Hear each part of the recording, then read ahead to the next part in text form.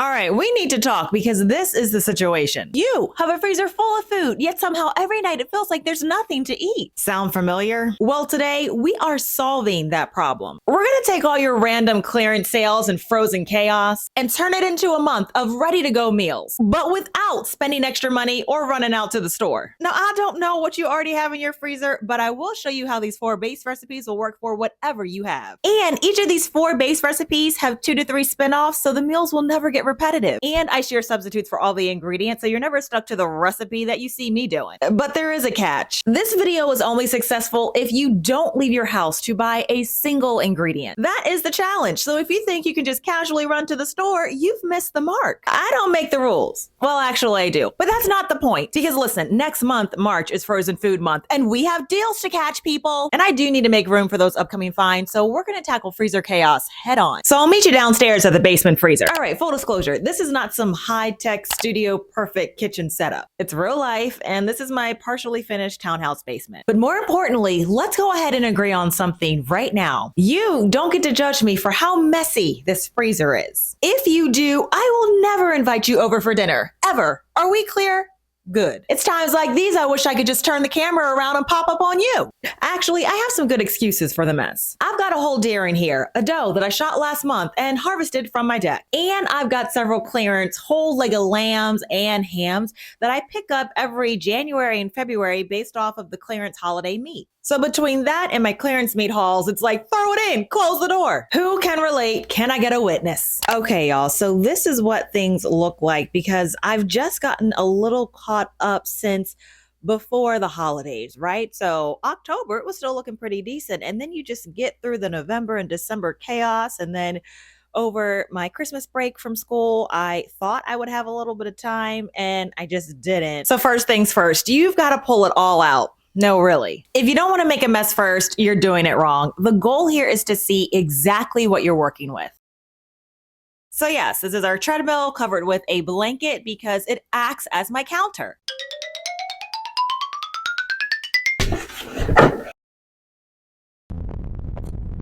So this is where I like to sort things into categories. And the first would be like, your protein. So chicken, pork, veal, that kind of thing. Okay, so now we're getting to the fun part, which is all of my deer meat. So I'm starting to run out of space on my counter. So I want to share with you the hack that I use to organize my freezer.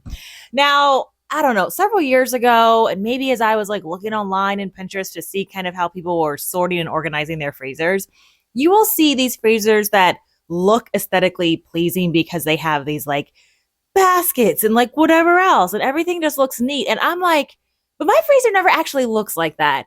And you know what? It's not realistic. It's not realistic at all because at least for me, I never know what the packaging is going to look like for whatever, I'm shopping for. And so one of the things that I realized, and I have loved, I've already shared this with y'all before, but I love just going to Aldi, or I guess it could be like any store that that just gives away their boxes. And I will get these boxes and I'll have to do this maybe 2 or 3 times a year, but it's free. And I'll collect like the different size boxes for things that are specifically for just categorizing freezer meals, different meats, like ready to go items, stuff I've pulled out because I want a can, those kind of things. And I'm telling you, this has been perfect. So then all I do is as I sort, I will find, a new container. I mean, these hold up perfectly well in your freezer. And then I'll just label them. So you can just write on the boxes, or you can use little tags. Even that's kind of doing a lot. I am telling you, cardboard boxes are the best free freezer organization hack out there. They are the best at keeping similar foods together so you're not digging through a frozen avalanche. So I'm telling you, just go with the cardboard boxes. But then, and this is like the school teacher in me, I like to use labels in the freezer just so that it's still like easy to know what's what. I mean, yes, for me, but then also for like my husband or my parents, if I like send them to the freezer to grab something or whatever. And so what I have loved to use is, I don't even know what you call them. I'll link these, but they're basically like 3x5 card inserts. And so you can always change, or I just save what I write on this index card. And then these are meant to stick, but I just don't peel off the back because I'm going to reuse them because the boxes change. And then you can take clothespins or a like little clip that I have here, and then you'll clip that to the box. And then you just have like this thing of beauty in your freezer where everything is labeled. So you've seen them before, but I cannot wait to show you the after of my freezer. All right, y'all. So this is what we're now working with. Not too shabby. So now I can just come in and pull out the boxes. I see how much chicken, pork, here's the venison, lamb, and then I just separated the bacon and the ham for like, breakfasty type meats. My beef is there, a couple of other things, my frozen meal section, which is what we're going to be filling up. And then I do still have space. So I can easily see here that I'm running a little bit low on cheese, although I have tons of it upstairs. Some other kind of like soups, so I need to create that label. I ended up just sticking these with suspending them with a rubber band because the clips were too small, but just make it work. So here's some of my butter and duck fat, and then I love keeping my cream of whatever, like chicken, broccoli. I make those, and so breathing a sigh of relief. This is done. All right, so we have gleaned this entire big box of food from the freezer. So let's go ahead and take this upstairs because combined with what we already have in the pantry and the fridge, y'all, we've got some good eating. If this is our first time meeting, hi, I'm Cassandra from the blog becomingafarmgirl.com, and I'm here to help you cook with what's on sale, in season, and better yet, already on your shelf. And this video comes with a coordinating blog post as well as free recipe cards that you can cut and tuck in your recipe box or binder. So now we're gonna go ahead and make ourselves some freezer meals with what we just pulled out of the freezer. But at this part, when I sometimes watch other videos, it's like, okay, you told me that these were gonna be simple recipes, but then you came along and added like 50 different ingredients. And I want to be clear, y'all, that I truly am at a point where I am rotating through my existing inventory. And so the meals that we're going to make use pretty basic ingredients. For example, and I've shown you my refrigerator before, I actually keep my fridge kind of light. Everything in it is either something that absolutely has to be refrigerated, or I push that back by fermenting those foods, or it's things like dairy products. So let me show you again that I am living up to the rules of this challenge, which is I'm not going out to buy anything. Okay, so here's what we're working with, y'all. I've got some sea moss and other medicinals here. My El Rurai yogurt and whey, those bottles are empty. I mean, I have some mushrooms here because when I did my shopping this week, I really just picked up maybe a little bit of extra dairy, but that's all you need. I have, my homemade sauces there. And then I have in this drawer, I do keep, now this is pretty standard for me. I always have lots of eggs. We eat lots of butter and cheeses around here. So this is how this normally looks. I have a couple of cabbages, 1, 2, some peppers, green onions always. And then I think I have a little bit more cheese and maybe some guac in there, and that's currently empty. But yeah, y'all, this is it. Okay, so that's what's in the fridge, but y'all know that I also just keep pantry staples in general. And I love doing this because I always have whatever I need pretty much at my fingertips. I'm buying from a list of like, I don't know, in totality, maybe 60 to 70 different ingredients. And once you have that core spread throughout your kitchen, I mean, you can do whatever. So now we've got to choose our 4 base recipes. And these are flexible meal templates, so you're never stuck following a recipe exactly. Because here's a not so secret fact. Cooking is about principles, not perfection. And once you understand why these recipes work, you can adapt them to whatever you need. And once you master methods, you never really need recipes. These are the base recipe cards that you're going to receive in your download. If you're already on my grocery guide email, then these are sitting in your inbox. If not, you'll just click the link and they're free. You'll receive them. Now, what I wanted to share is the layout that I use for these recipe cards because it is a bit different.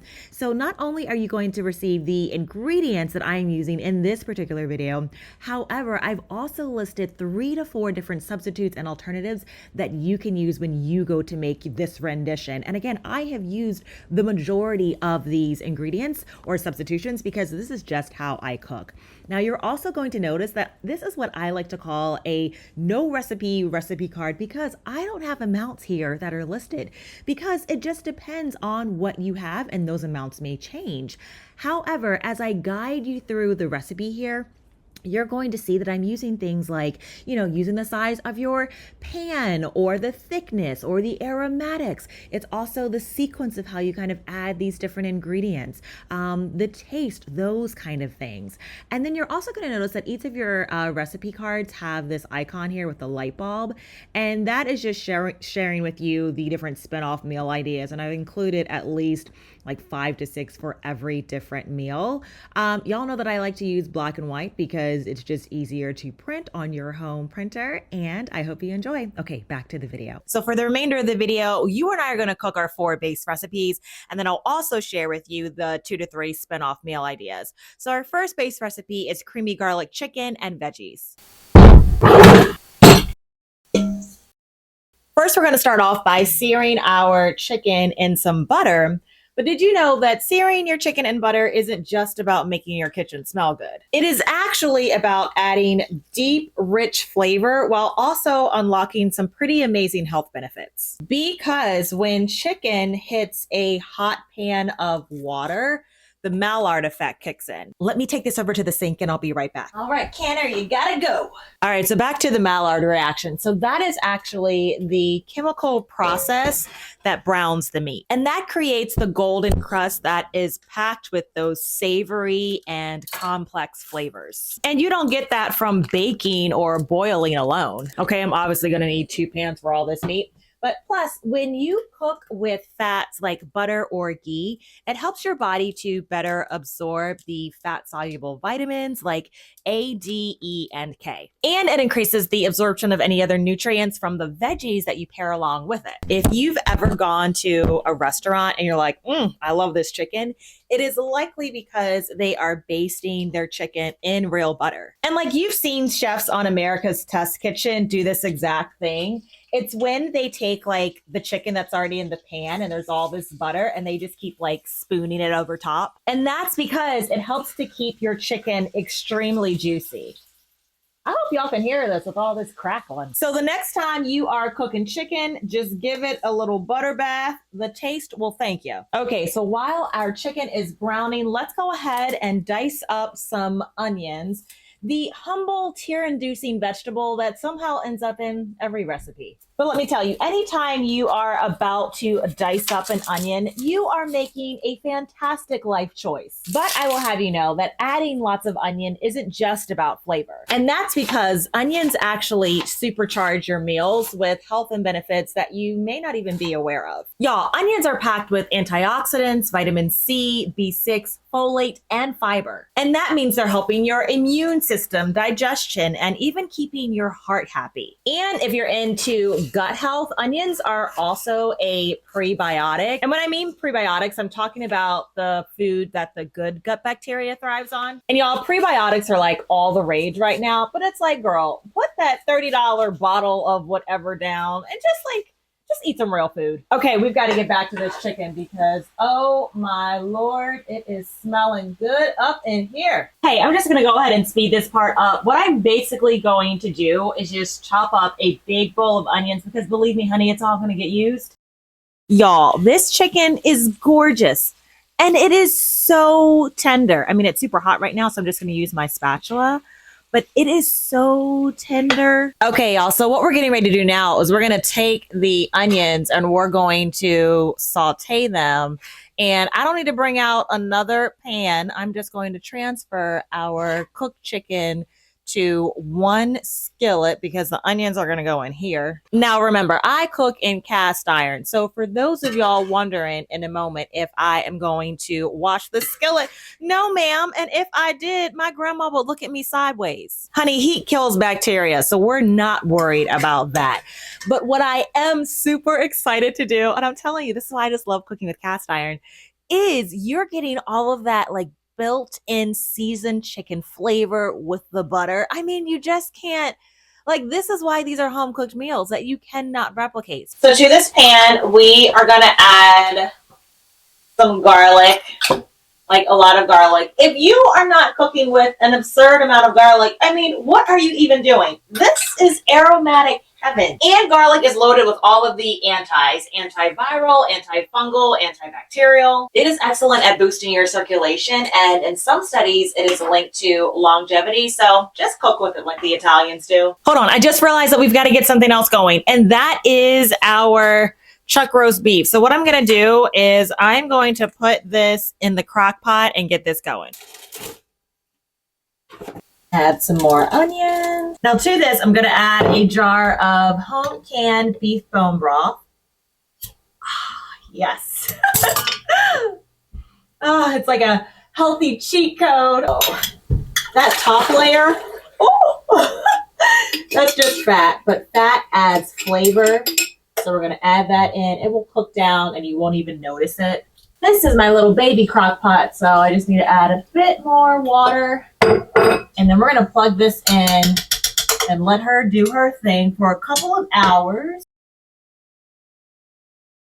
So for our creamy chicken garlic, you just need 2 more ingredients, some type of broth. So I am using, it's my corn cob stock, which is like amazing. If you think chicken broth is amazing, unless you've had corn cob stock, oh my goodness. But you need some type of like stock, and then you need heavy cream. And here's all you need to know with just kind of eyeballing things. It's a 2-to-1 ratio, sweetheart, right? So you just need 2 parts of stock to 1 part heavy cream. And let me tell you, that ratio works because it keeps the sauce from being too thick, because the broth is what makes it pourable. Okay, so that was 2 cups of chicken broth. So we're going to do 1 cup of heavy cream. Okay, so I want to use all of my broth, obviously. Adding too much cream without like also making sure you're balancing out with broth can lead to curdling. So now we're going for a 1/2 cup. And so your broth really does stabilize the mix. So to this, I'm going to add some nutritional yeast, which I have seasoned up to taste like chicken bouillon. In addition to the nutritional yeast, I've got turmeric in here and other herbs and spices. And the thing about nutritional yeast is that it is a complete protein. It has nearly all of your B vitamins, so it's great for energy. And it also has properties that make it great for regulating your blood sugar. And both the flavor and color are extremely complementary to chicken bouillon. And so y'all add this in, your family will not know the difference. And this is really where you start to get the health benefits of cooking your meals from home. Now, I showed you how to make this in last week's video, so I'll be sure to link that. And now I'm just riffing a little bit. I feel like I want to add some extra rosemary. I just love the taste of rosemary. Oh yeah, that's looking super creamy. Let's dump in some mushrooms. Okay, y'all, so we are at a really good spot. And let me show you the consistency of our sauce, which this is perfect as a sauce. But if you did want to make things a little bit thicker, you could have added maybe, I know I talked about the 2-to-1 ratio, and I love and stick to that as a sauce because it gives you some wiggle room if you want to turn this into something that's a little bit thicker, because you could add like cheese to this. You could add sour cream or cream cheese to help like thicken it up for whatever recipe you want to turn it into. But as a sauce, this is delicious. So now what we're going to go ahead and do is, let me turn it around here. Hey, so it's voiceover cast here. My mic was acting up, but basically I'm just going to take the chicken from one of the pans and put it into the sauce, and then the extra sauce into the other pan so I don't mess up more pots. But now we're getting ready to show you the rip-off recipes. All right, y'all. So to this recipe, I am also adding capers because they are great for, one, they're just this like really potent antioxidant. And these are actually flower buds. And they have a little bit of like a kick to them because my sauce is so flavorful. My family like won't even know that they're in here. But they're great for like healing your liver. Again, they're a high antioxidant. They're excellent at regulating your blood sugar. And so it's kind of like, why not add them in?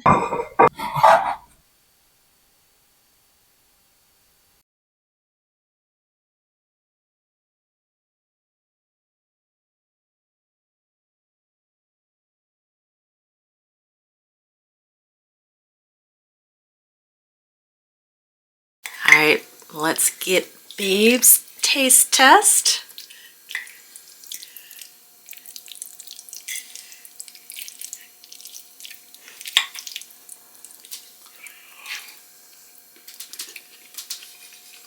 Oh my goodness. So what do you taste like specifically? Great. Greatness. Great goodness. Perfect. That's good. All right. Any hints of any healthy stuff I've added? Because you know I've done that, right? I know, but I can't make them out. It is good. Perfect.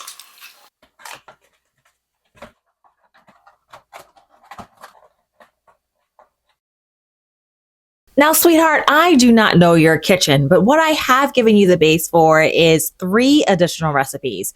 So on these containers, I'm writing what it is, a creamy garlic chicken sauce.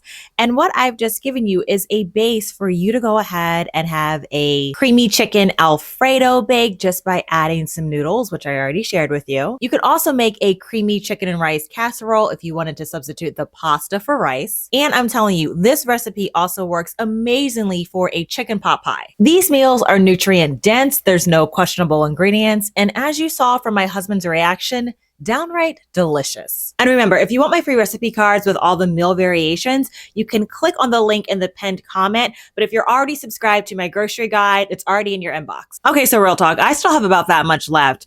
And I know that I can create a recipe where if I stretch things out a bit and add some different ingredients, I can have an entirely new meal. So in my mind, I am thinking casserole, but in particular, a keto casserole. So let's go ahead and do our same thing here of adding our broth. And we're gonna add our cream. And a cheat way to change the flavor profile is with the cheese that you use. So I'm gonna add some feta. And so now we're gonna add some broccoli florets. And if you ask me how much, sweetheart, it's however much can fit in the pan.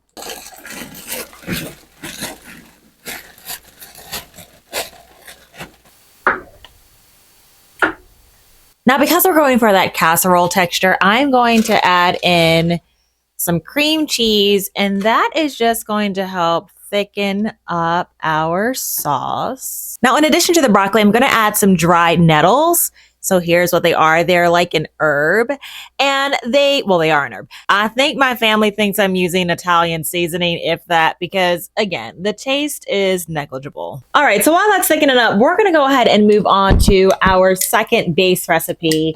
And for this, I love this recipe if you have ground beef or pork. So I'm just gonna take some beef tallow and put this in my cast iron. And isn't this awesome? These recipes only get faster because we already have our sauteed onion and garlic. I hope that you could see this downstairs, but now we're going to go ahead and take some of these reduced for a quick sale. These were originally priced at almost $8. And we'll add the second pack. And then I think what I'm going to do is I'm going to combine some of the Italian pork sausage just to give it that switch up of flavor. I often do that because beef and pork, when it's ground, works really well together. All right, so while we're at it, I'm gonna go ahead and add some moringa powder, which has a high amount of flavonoids and polyphenols. And to that, I wanna add some spirulina powder, which is hard to get my family to choke down just like in a smoothie. But in a dish that is this savory, it's kind of like, how can you not? And I really love spirulina because it's very high in minerals and it contains tryptophan, which helps improve your overall mood and sleep. And then I also want to add some chlorella powder. And chlorella is awesome because this is like a detox. And it is like scientifically proven to help remove things like heavy metals from our bodies. I mean, just living on this earth, we are now exposed to things like that. And so sneaking in chlorella, however you can, is a value add. All right, so let's just go ahead and stir this in here. I'll do a little taste test after this. I might need to add a few more herbs just to kind of cover it a little bit. But again, in dishes that are this creamy and rich, I mean, adding the powders that I just did absolutely makes sense because you do not taste them, like Hardly at all. If at all. And it doesn't even look suspect either. You're like, oh, those are just the broccoli florets. Okay, y'all, so I almost forgot about the lion's mane, which is great for, so this is just like lion's mane is a mushroom, right? It is great for cognitive health, your memory and focus. And that is going to complement, I mean, we already have, you know, mushrooms in here. So 3 scoops sounds about right.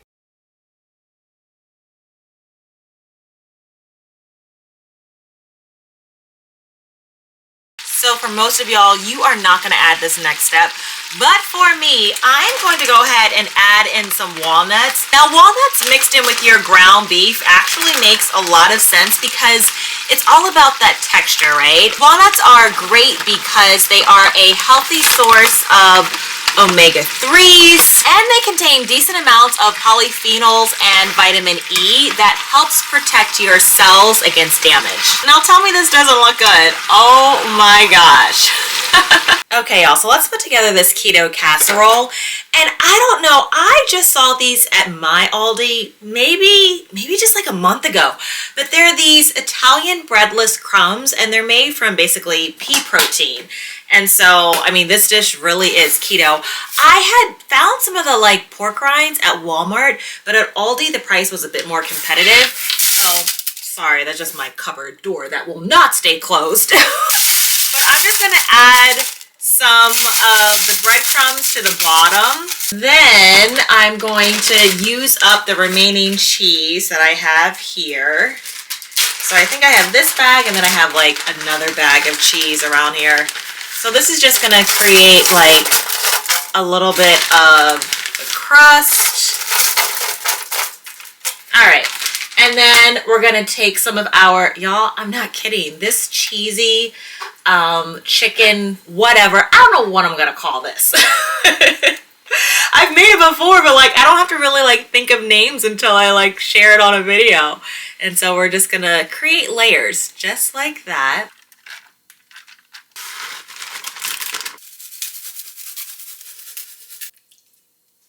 Okay, so now we're switching to some Italian blend, not because it's a part of the recipe, but it's what I have.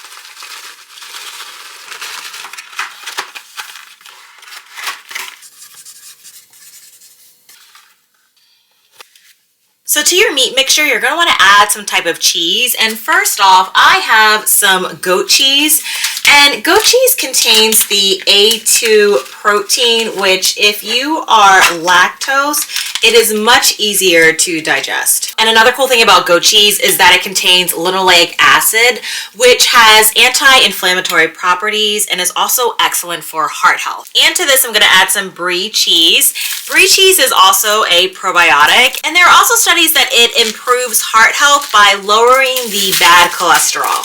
Y'all, if you are not using the dairy section from Aldi, you are truly missing out. I usually like to keep like 1 or 2 brie cheeses in the fridge because it's great for like unexpected company. But I didn't get a chance to use it this past month, so like it'll be okay. I'm just gonna go ahead and add it in here. Now, if you're looking for cheese that's on the lower sodium side, mozzarella is a great choice. And since I have some of that, I'm gonna go ahead and add it. You're basically looking to create your own kind of like creamy, beefy cheese sauce recipe. Okay, y'all, so I didn't film this part, but you can obviously see it. And I went ahead and just separated everything into 2 skillets because this one was getting stuffed. And now I'm just gonna go ahead and add a little bit of heavy cream so that we can get our sauce going. Yeah, truly just eyeballing it. And of course, we have our chicken broth. And since mushrooms pair well with everything, we're going to go ahead and add those in here too.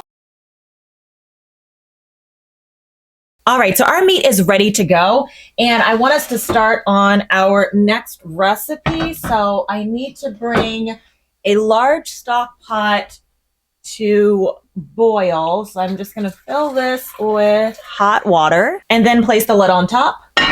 And then we're also going to stick a pan with some butter into the oven. So let's talk about the spin-off meals for this recipe. And the first is as easy as stuffed peppers. You've got the mushrooms, the cheesy beef. Oh, delicious. Mm. You could also turn this into a Mexican casserole. Now, I have just taken like this filling and I'll have like the soft tortillas and then I'll add some of like this meat spread and then keep it going. Or I've also used mashed potatoes or even like soft scallop potatoes to make my layers. This recipe is also excellent for beef and rice soup. And so what I've done is I've just added more broth to kind of thin out our sauce. You add some rice to it and it's so hearty. It's still very creamy, filling, easy peasy. So let's go ahead and scoop this in here. And as I do, I want to share that the thing, can you hear me? Okay. So the thing, okay, the oven has reached temperature. So the thing that I like about these kind of meals is that sometimes when you make a complete freezer meal, you might have like 3 or 4 in your freezer and you feel like, oh man, like we're just locked into like whatever that particular meal is. But when you have freezer meals like this that give you an excellent base, I find that they're more responsive to the other kind of like ebb and flow quantities that you have in your kitchen because whatever kind of like starch or additional vegetables will be, like you have a place for it, you know? And sometimes I think when we hold ourselves to freezer meal recipes, there's just a lot of waste, right? Like I can make this recipe into whatever I need it to be. It's going to be delicious. And it's a spin-off, right? And I love that because, yeah, like I guess across a week, we're maybe eating like 3 different meals, you know what I mean? That are like entirely different. The rest of the week, it is a spin-off. And I like that it's not the same recipe because, you know, it doesn't get boring. Okay, let's go ahead and label this. So I'm going to sneak a bite because y'all, this is so good. You've got like the chewiness from the sausage and the beef and then the crunch from the walnut. And then you have all of these creamy cheeses. Y'all, like this is so good. So I created my container label and it says cheesy beef filling. You can serve over rice. You can stuff this in peppers or you can use tortillas and make a casserole. I make casserole layers and then top with cheese. And I love these freezer meal recipes because in the event that I'm having a day at work where I am running late, or maybe I anticipate that like it's going to be an extra busy work week, my husband can just take these out and like anyone, right? If you have kids, like they can maybe like get this meal started for you. So all right, let's add this to the freezer. All right, so let's get to this turkey roast. And she's been hanging in my freezer since November. Okay, y'all, you didn't miss nothing. So all I did was just take that roast and I am going to add it to our pan of butter that's in the oven. And I just like chopped it up into relatively like uniform slices. All right, so we are going to make cabbage lasagna, which I love. And I've got to tell you, I am using this sauce. I do can spaghetti sauce during the summer, but I never have enough. But this marinara pasta sauce from Aldi, it is delicious. Oh my goodness, I love it so much. So now we're gonna take our cabbage. I have 2 here. I might start with my larger one. And we're gonna cut it into quarters, first removing those outer leaves and giving everything a good rinse. But if you didn't know, cabbage is packed full of fiber and is very high in vitamin C and K. So we're gonna go ahead and just remove the stem. But another great thing about cabbage, it's so versatile, right? Like the taste is not strong enough for you to really disagree with it. But it is very high in phytochemicals and it has been studied and linked to a reduced rate of colon cancer, particularly in men, and breast cancer in women. All right, let's add our cabbage to our pan of boiling water. Well, almost boiling. Now, don't you think I forgot about our other roast? It is smelling good in here, so it's probably almost done. Oh yeah, here's what we're going for. It is just breaking apart. So tender. All right, so let's go ahead and add this to the pan. I almost forgot that we had these peppers we need to use up. I don't even need to stress about that. So I'm just gonna take my raw peppers because as this bakes, I'm getting ready to cover this in like more of the juices. And so it will be fine. One of the things that I love about a roast is that it's just so easy to put together in your crock pot. And any red meat is really high in your B vitamins. And roast beef in particular is high in vitamin D, iron, and zinc, which are nutrients that a lot of us aren't getting enough of. And a reason why peppers are awesome is that they're a really good source of folate. And I forget what it's called. Maybe it's like 1 or 2 compounds. But peppers are really good for cataracts and just vision in general. All right, so let's go ahead and make our lasagna filling. And we're going to start off with some ricotta cheese. And to that, this is optional, but it does help your filling to hold its structure. We're going to add some eggs. And now we're going to dump in some Parmesan. All right, so we've reached the fun part and the step that we all know. You're just going to go ahead and make your lasagna layers, which includes just a layer of your cabbage along the bottom. And yeah, you just don't want any gaps. And then to that, we are going to add a layer of our cheese. So this next step is optional, but y'all know how I get down by now. And I'm gonna add some inulin powder. It is absolutely tasteless.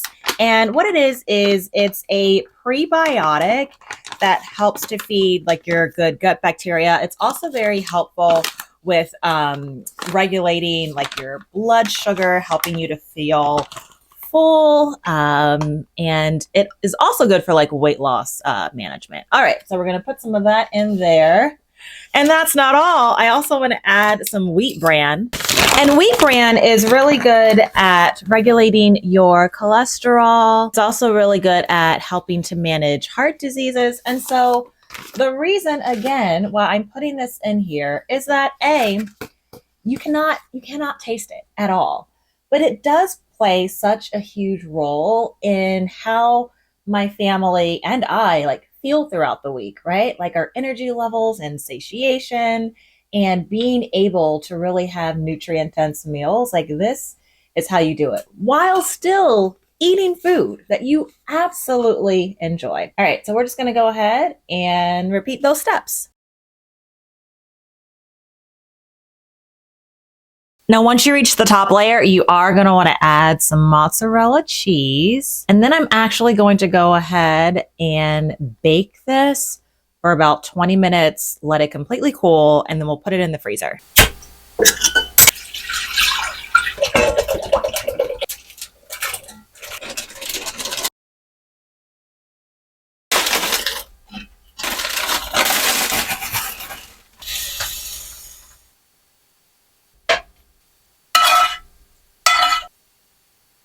Do some more nettle.